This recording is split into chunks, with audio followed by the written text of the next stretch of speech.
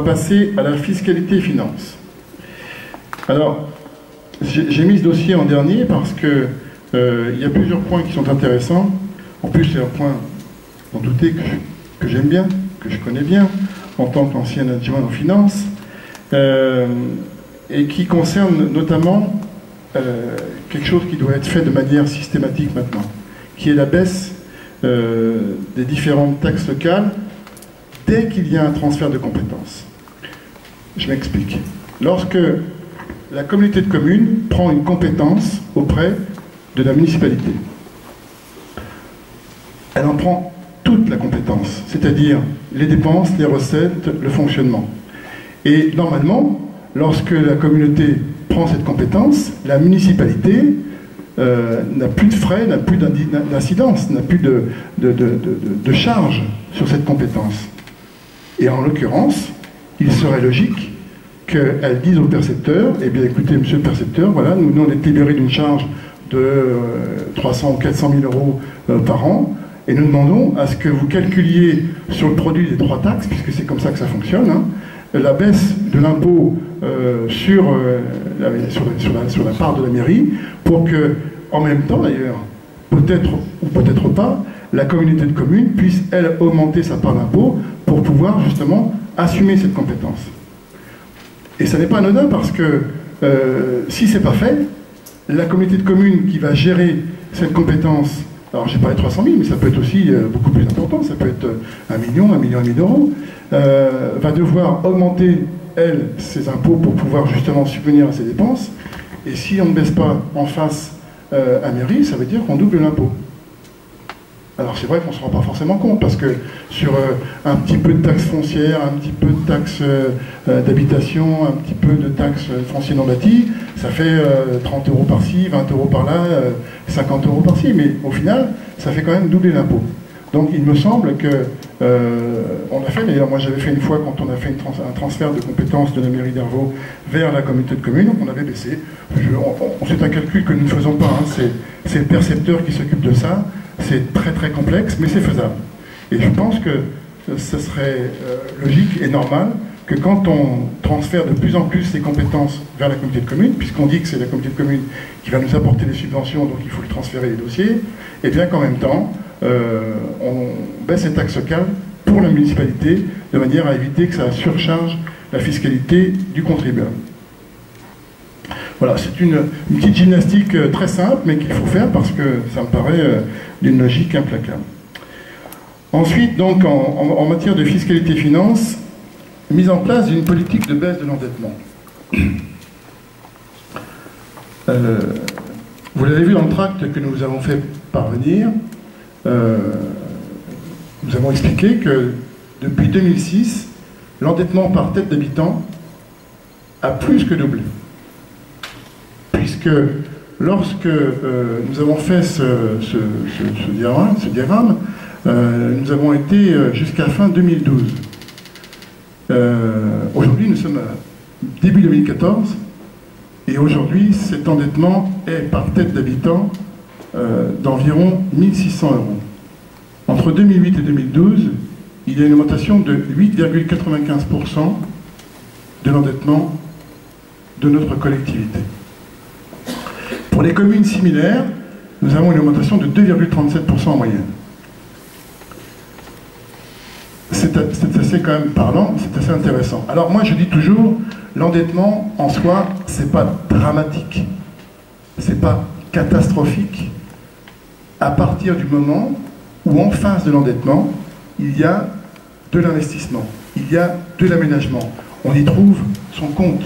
Si vous avez une piscine couverte, si vous avez une salle de gymnastique, si vous avez un foyer logement ou des choses comme ça, que vous soyez un petit peu endetté, ça ne paraît pas complètement anormal, puisque vous avez investi. Ce qui est ennuyeux, c'est qu'on a un endettement qui est quand même important, qui a augmenté beaucoup depuis 2006, et en face, on n'a pas les investissements. Et aujourd'hui, cet endettement, il est de non plus de 4 693 000, mais je crois que ça a été annoncé dernièrement à une réunion publique, il est de 5 200 000 euros.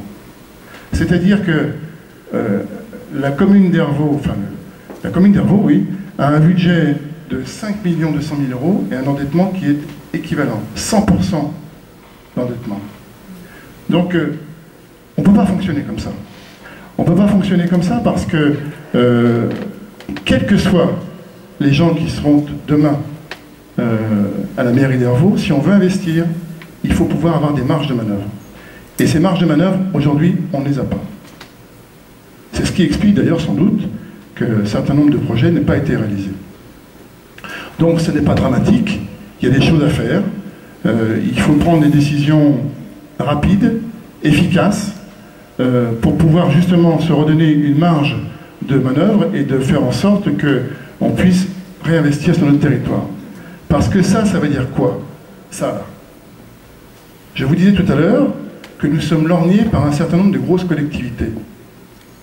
Si demain, cette situation-là ne change pas de manière drastique, ces grosses collectivités, on ne pourra pas se défendre.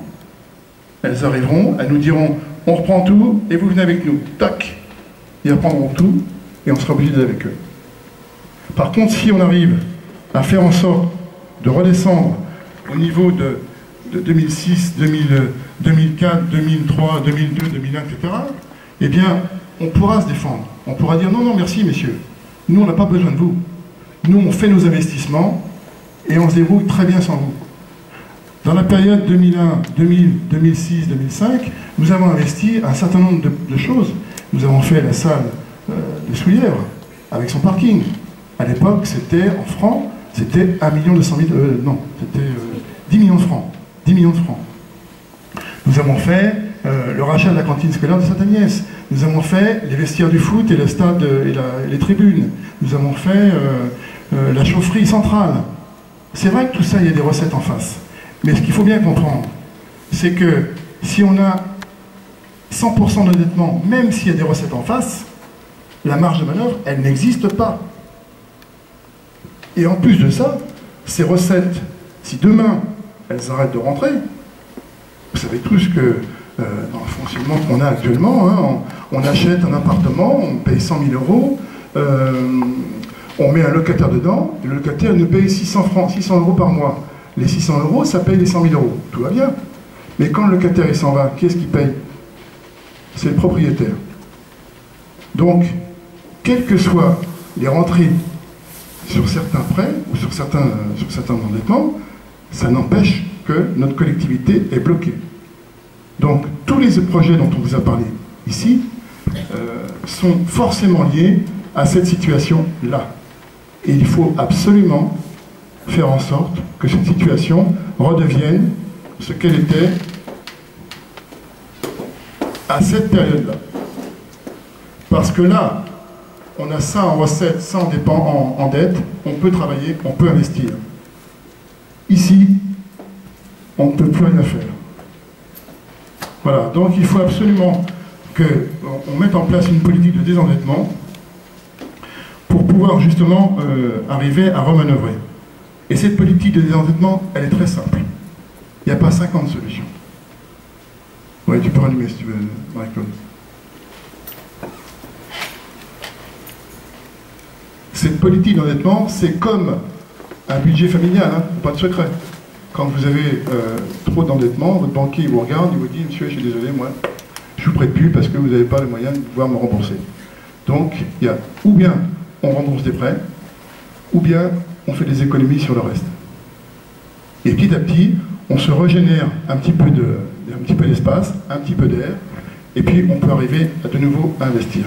Sinon, si quelqu'un vous dit que ce que je vous dis là n'est pas vrai, eh bien ça veut dire que pendant les 6 années qui se passent, ce sera exactement la même chose que les 6 années qui viennent de se passer.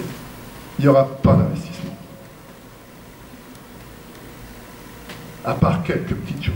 Il y a quand même eu quelques investissements, enfin, pas suffisamment en tous les cas pour pouvoir développer le territoire tel qu'on veut, tel qu'on vous le propose. Donc tout ça, c'est un tout. C'est un package, comme on dit aux États-Unis. C'est-à-dire que pour pouvoir arriver à proposer ça, il faut commencer par régler ça. Et ça démarre tout de suite.